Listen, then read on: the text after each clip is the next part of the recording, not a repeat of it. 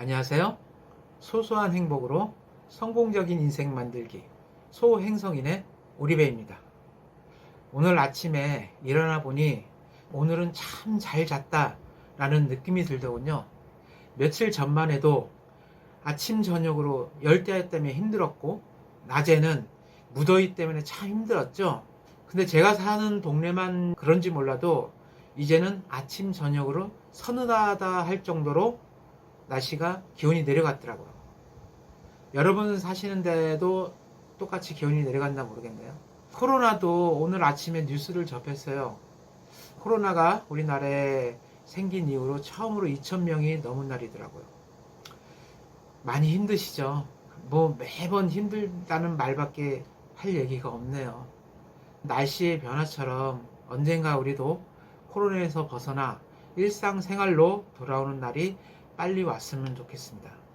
가장 최선의 예방은 정부에서 항상 말하듯이 손 씻기, 마스크, 거리두기입니다. 여러분 이 세 가지 꼭 지키셔서 코로나 이겨내시기 바라겠습니다.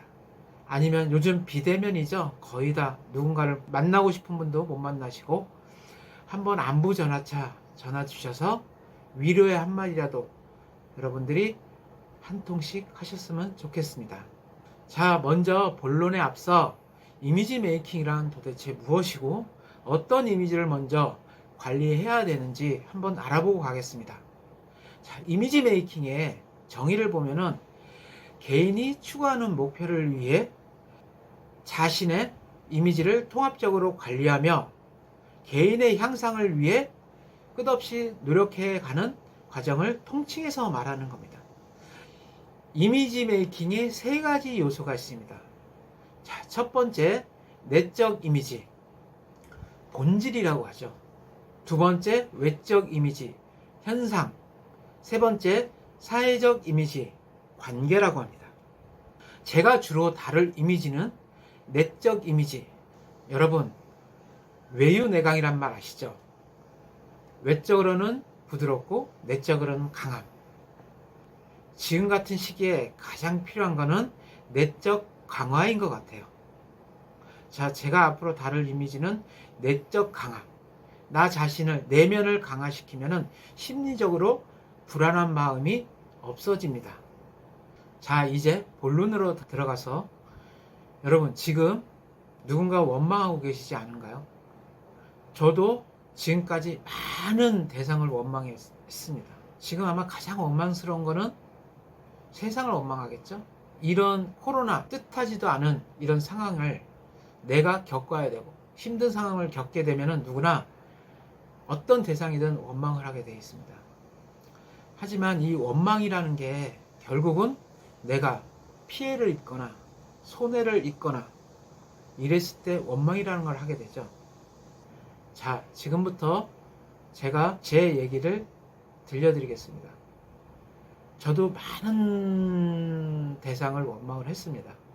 가장 몇 년 전만 해도 원망을 한 게 저희 아버지예요. 저희 아버지는 국가유공자십니다. 월남전 참전을 하셔서 훈장을 2개나 받아오신 분이죠. 하지만 나라는 지키셨지만 저희 가정은 지키지 못하셨어요. 제가 어릴 때 가장 기억에 남는 것은 좋은 기억은 아니지만 제가 3살 때 일이었을 겁니다. 제 동생은 저하고 2살 차이가 나요. 어머니는 저를 잡으시고 제 동생은 업으시고 항상 매달 아버지 회사로 찾아갑니다.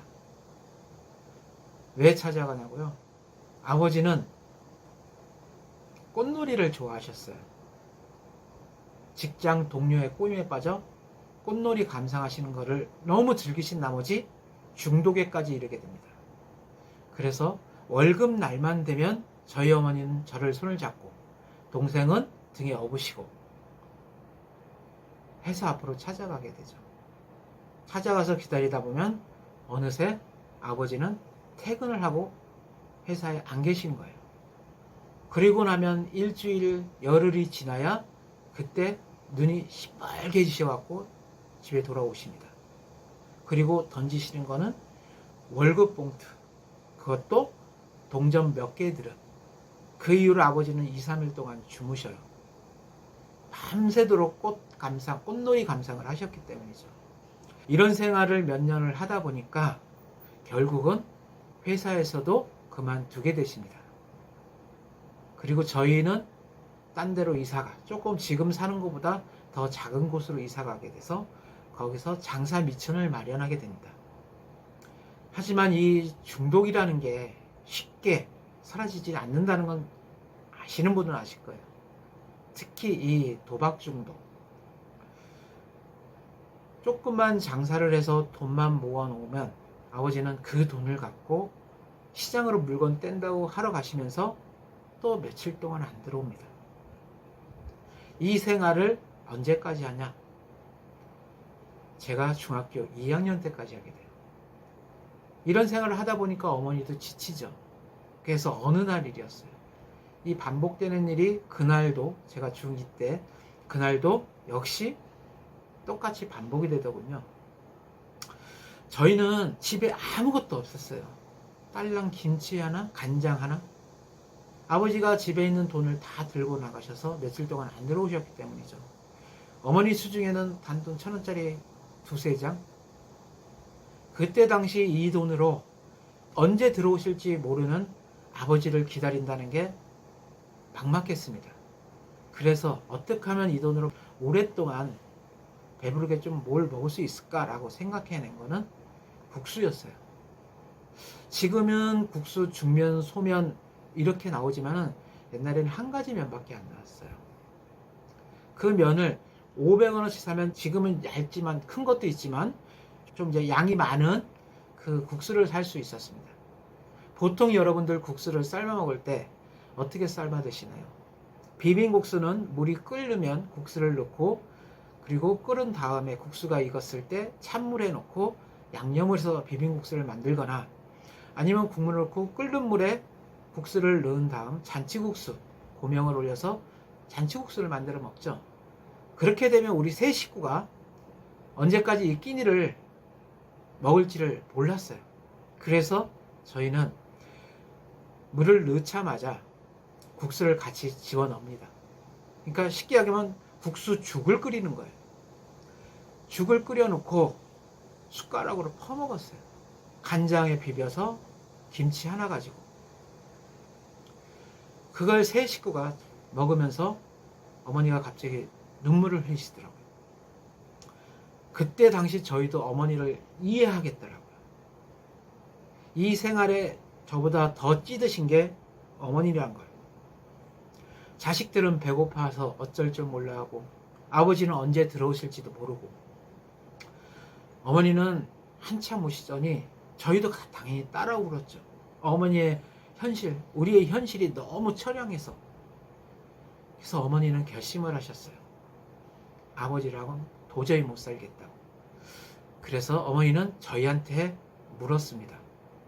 얘들아, 엄마가 이래 해서 아버지하고는 도저히 못 살겠다. 너희들의 그 마음을 한번 듣고 싶다. 아빠는 엄마하고 헤어질 텐데 너희는 누구하고 살고 싶니? 저희는 단 1초의 주저함도 없었습니다. 엄마랑 똑같이 엄마랑 살 거예요. 그래서 저희는 결국 어머니하고 아버지는 헤어지시게 돼요. 그리고 저희는 어머니하고 밖에 나가서 저희 아버지는 나라는 구하셨지만 저희 가정은 결국 구하지 못하셨어요. 책임감 없는 아버지로 지금도 남아 있습니다. 그 아버지하고 헤어지고 나서 저희 가족은 새로운 환경에 희망을 갖고 시작을 했어요. 하지만 이 희망은 끝없는 절망의 시작이었습니다. 이 뒤의 스토리는 다른 시간에 제가 또 따로 해드리겠습니다. 제가 그리고 두 번째 가장 원망했던 대상은 제 눈을 수술했던 의사였습니다.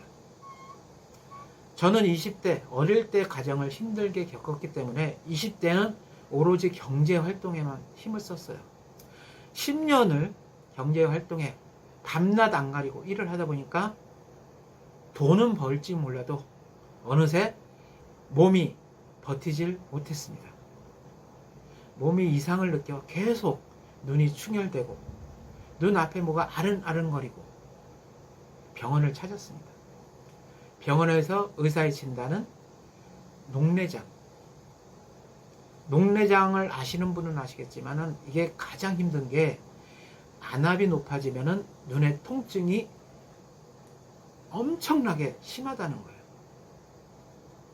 저는 입원을 해서 제대로 진단을 받고 치료를 받았습니다. 계속 새로운 혈관이 생성이 되더라고요. 그래서 끝없이 레이저 수술을 받고 레이저 수술 받으면은 이 눈에 실핏줄을 태우는 거예요. 더 이상 출혈이 없게. 그것도 잠시. 결국은 안압이 너무 올라서 병원에서 최악의 상황이 벌어졌어요. 처방에서는 안 될 거. 이게 몰핀이라고 그러죠. 마약류라고 그러죠. 마약류, 몰핀. 몰핀을 처방받게 됐습니다. 이 몰핀도 나중에는 통증이 극심해 맞아도 2시간 후면은 다시 그 통증이 엄습을 했어요. 하루에 처방해주는 몰핀의 양이 따로 정해있기 때문에 그 이상의 약은 마약이기 때문에 처방이 안 된다 그러더라고요. 도저히 하루하루 잠을 못 자니 몸은 말라가기 시작했습니다. 상의 끝에 의사와 그러면은 통증을 없애려면은 아직은 왼쪽 눈은 괜찮으니까 왼쪽 눈은 오른쪽보다 덜하니까 오른쪽 눈에 신경을 끊자 라고 의사가 권유를 하더군요. 그래서 저는 더 이상의 통증이 견디기 힘들기 때문에 결정을 내렸습니다. 그래도 한쪽 눈으로 적응하면은 생활하기는 어렵지 않겠지? 라는 생각에 오른쪽 눈을 신경을 끊게 됐어요. 근데 저는 너무 기뻤어요. 어떤 분은 아니 한쪽 눈을 안 보이게 되는데 뭐가 기쁘냐 라고 말씀하시는 분도 계실 거예요. 하지만 저는 한쪽 눈을 잃었다는 아픔보다 한쪽 눈의 통증이 없어졌다는 기쁨이 더 컸기 때문에 한쪽 눈으로도 얼마든지 적응하면 살 수 있다는 또 다른 희망을 갖고 그 기쁨이 더 커서 안심을 했어요. 그래서 한쪽 눈으로 하루하루를 살아가는데 어느 날 의사가 오더니 왼쪽 눈도 녹내장기가 있으니 예방 차원에서 수술을 하자고 그러더라고요. 주위에서는 다 말렸죠. 오른쪽 눈도 그렇게 해서 실명을 했는데 왼쪽 눈까지 실명하게 되면 어떡하냐. 근데 저는 남들 얘기가 귀에 들어오지 않았어요. 왜냐하면은 오른쪽 눈의 통증을 기억하고 있거든요. 그래서 저는 주변의 만류에도 개의치 않고 왼쪽 눈을 수술하게 됩니다. 이제 보이겠지? 지금보다 나아지겠지? 이제 괜찮아지겠지라는 희망을 가지고. 하지만 이 희망도 얼마 안 가 절망으로 바뀌더군요. 일주일 지나면은 좀 이제 붕대를 풀면 괜찮아질 것이다라고 의사들은 다 한마디씩 하더군요. 근데 열흘 지나, 보름이 지나, 한 달이 지나, 그래도 제 눈앞에 빛 한 줄기도 안 들어왔습니다. 그래서 저는 뭔가 그때 눈치를 채고 의사에게 내려갔죠. 근데 웬걸 저희 주치의가 바뀐 거예요. 그때 저는 알았습니다. 제 눈의 수술이 실패했다는 것. 이 의사 또한 무책임하게 다른 병원으로, 나중에 알았지만 다른 병원으로 로테이션 돼서 갔다고 얘기를 들었습니다. 이건 엄연히 의료사고다. 그래서 변호사까지 샀지만은 변호사 하는 말, 계란으로 바위치기다. 대학병원을 상대로 이기기란 힘들고 지금 상대를 하면 지금보다 더 깨질 것이다. 그러니 그냥 운명이려니 하고 받아들여라. 저는 하루하루 피폐해져 가기 시작했어요. 잠을 못 자죠. 왜냐? 봤던 사람이 하루아침에 앞을 못 보게 된 거죠. 그러니까 나중에는 정신적으로 문제가 생겨갖고 환각이 보이기 시작해요. 자다가도 일어나서 화장실 간다고 가다가 넘어지기는 부지기수. 전 이래서 가장 원망한 게, 아버지 다음으로 원망했던 게 이 의사예요. 이런 생활을 꾸준히 하다가 세 번째 원망한 거는 바로 신입니다. 이렇게 계속 침대에서 누워서 생활하고 누구의 도움 없이는 생활하기 힘들었기에 신에게 물었어요. 왜 하필 저에게 이런 아픔을 주시는지. 저는 어릴 때부터 어머니한테 배우고 살았던 게 남한테 해코지하지 마라. 남한테 피해를 주지 말아라. 이 얘기를 마음속 깊이 새기고 살았습니다. 그리고 성실하게 살아온 게 그게 죄라면 죄겠죠. 하지만 신은 그조차 마음에 안 들었는지 저를 결국 어둠에 빠뜨려 버린 거예요. 신을 한없이 원망해요. 왜 하필 내가 겨우겨우 재활을 시작한 저는 또 하나의 원망의 대상이 나타나기 시작했어요.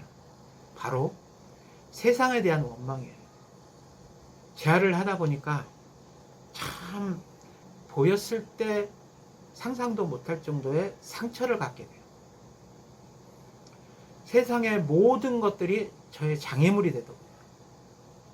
길거리에 차가 인도로 올라오지 못하게 박아놓은, 지금은 없어졌는데 말뚝 같은 게 있습니다. 그게 딱 무릎 높이에요. 지팡이를 치고 가다가 지팡이가 항상 그 말뚝을 감지를 못해요. 그래서 무릎 다치는 건 부지기수고, 실내에서는 누가 문만 살짝 열어놔도 꼭 눈이 안 다치고 이마, 눈이 다치면 안 되겠지만 꼭 이마 요 한가운데, 눈썹과 눈썹 한가운데가 그 문에 부딪혀 찢어지는 거는 여러 번 찢어지게 되더라고요. 그리고 가장 안타깝게 생각하는 게, 이 인도에서 차도로 올라올 때 작은 턱이 있죠. 그 턱에 올라가다가 발가락이 걸려서 넘어지게 됩니다. 그러면은 그 발가락이 부러져요. 그래서 기부스를 여러 번 했어요.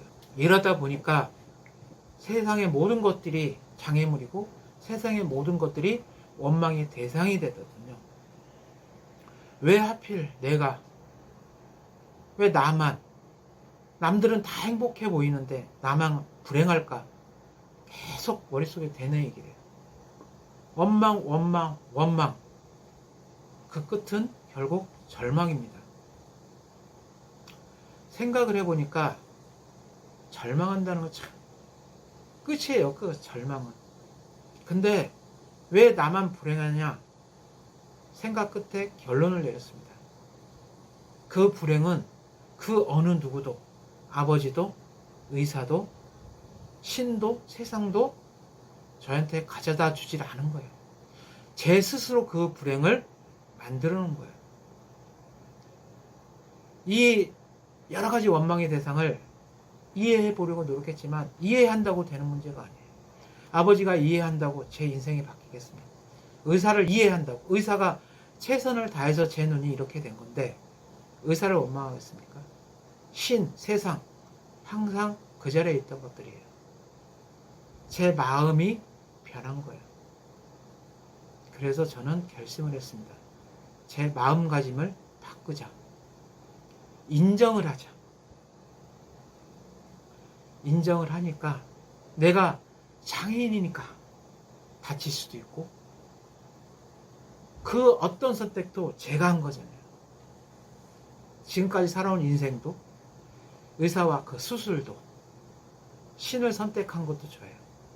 이 세상의 모든 걸 선택할 수 있는 것도 저예요. 결국 원인은 저한테 있는 거더라고요. 행복 별거 아니에요. 나 스스로 행복을 만들면 되는 거예요. 그렇게 인정을 하니까 이제는 희망이 보이기 시작하더라고요. 하루하루가 새롭고 하루하루가 도전하니까 재미있어요. 이렇게 마음 먹기에 달려있는 것 같아요. 내가 불행을 만드는지, 내가 행복을 원하면 하루하루 행복하게 보내면 돼요. 행복한 생각을 하고 긍정적인 생각을 하면 되더라고요. 자, 여러분, 지금 누군가 원망을 하고 계신가요? 자기를 합리화시키기 위해서 대상을 남에게 돌리는 건 아닌가 한번 생각해 봤으면 좋겠습니다. 카톨릭에서는 기도문에 이런 말이 있어요. 내 탓이오, 내 탓이오, 저의 큰 탓이옵니다. 내 탓을 하니까 나를 인정하고 내 탓을 하다 보니까 다른 사람을 원망하게 되지는 않더라고요. 여러분, 오늘도 누군가 원망을 한다면은 나 자신을 먼저 되돌아보시길 바라겠습니다. 오늘 강의는 여기까지고요. 한 가지 팁을 드리겠습니다. 코코 샤넬 아시죠? 유명 디자이너죠. 샤넬이란 향수, 명품을 만드는 회사죠. 이 사장 코코 샤넬이 이런 말을 했습니다. 명품이 사람을 만드는 것이 아니라 사람이 명품을 만든다. 여러분들, 오늘 하루 본인을 명품으로 만들 수 있는 시간 되시기 바라겠고요. 지금 이 순간 행복하시길 바라겠습니다. 그럼 다음 시간에 뵙겠습니다. 감사합니다.